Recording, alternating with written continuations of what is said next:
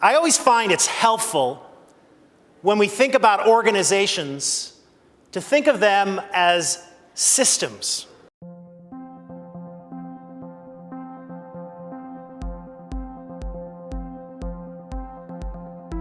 And one of the things about looking at an organization as a system is that it teaches us that there's an interconnection among people. What happens to one person impacts every other person in that organization.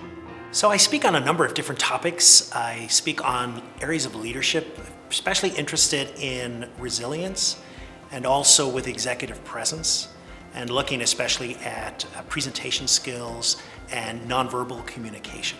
And when you look at the bottom of some of the organizations we work in, what's really driving those organizations is anxiety.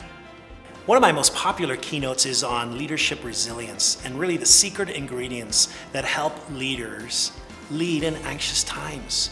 And it goes to the core of some of those ingredients. How do you deal with anxiety? How do you recognize anxiety in the organization? And as a leader, how do you respond? Because it's not quite as obvious as you think.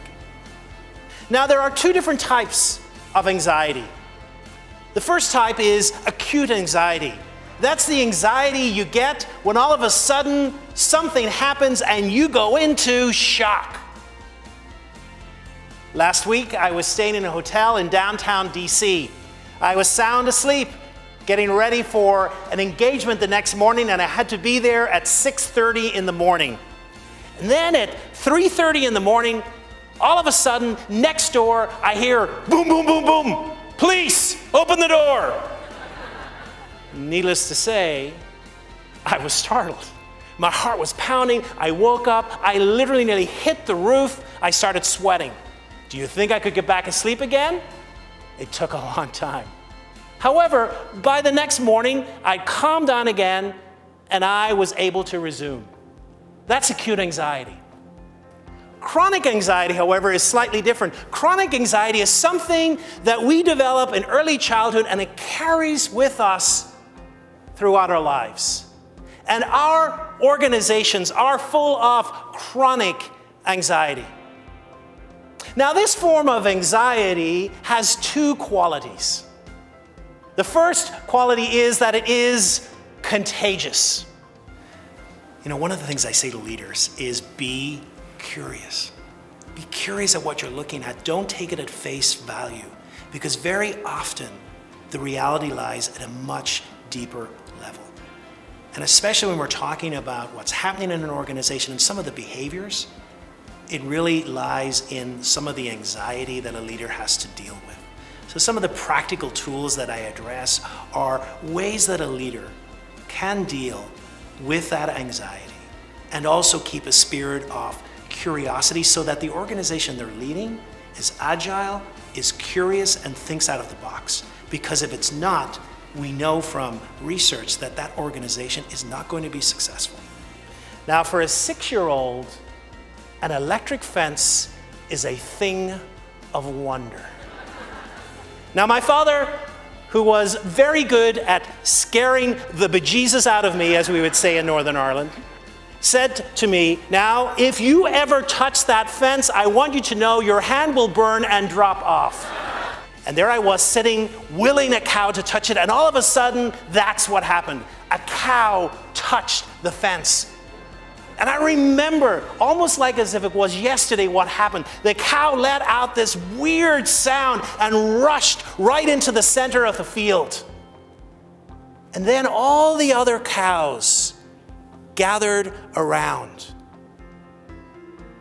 Now, what's amazing about that is this.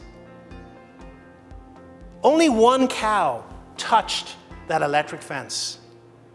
And yet, the impact of that cow's anxiety instantaneously spread around the whole herd. All of them caught that anxiety. And that's the problem with chronic anxiety. It is caught, it is contagious. And when it is let loose in an organization, it spreads like wildfire. I really get what it's like to be a leader today. And that is not enough time and constant pressure and change daily. And so the last thing that many leaders say is, I don't have time for this. I don't have time for you. I don't have time for talks because I need to get to work. And I can assure you, I'm all about being practical, giving people tools that they can implement immediately. A journey to explore some of these incredible findings. And I'm going to do it through story.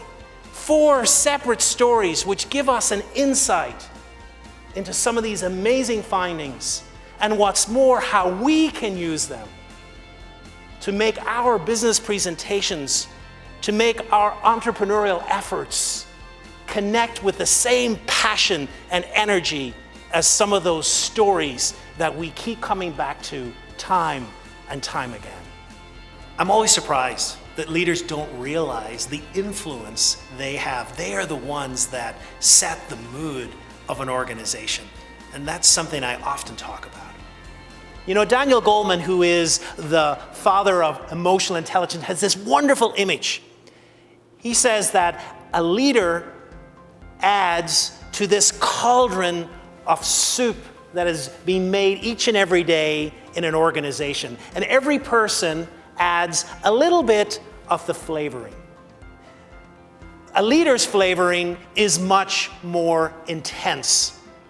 And depending on that flavor, it can totally overwhelm the whole cauldron of soup. There was something interesting I noticed about the 3rd week. It was whenever I walk in, Sally would smile at me, and then sometimes she would go, and other times she would go, and I was wondering, what is this?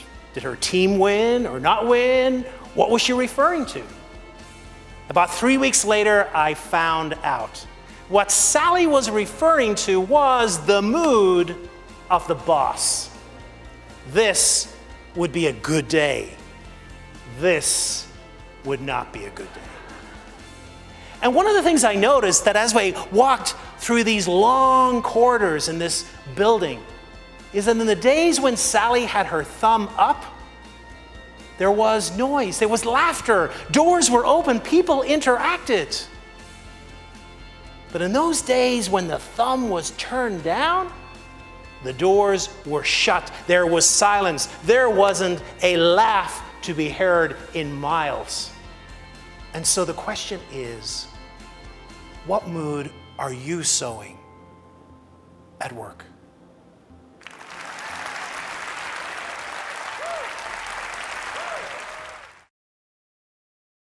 Hi, my name's Kevin Burke. I'm the star of Defending the Caveman here in Las Vegas. We are the longest running Broadway show in Las Vegas history. But I'm here to tell you about Irvine Nugent. He is a strong speaker, a powerful speaker, and an effective speaker. If you're in business, Irvine is the kind of person you want to be in business with.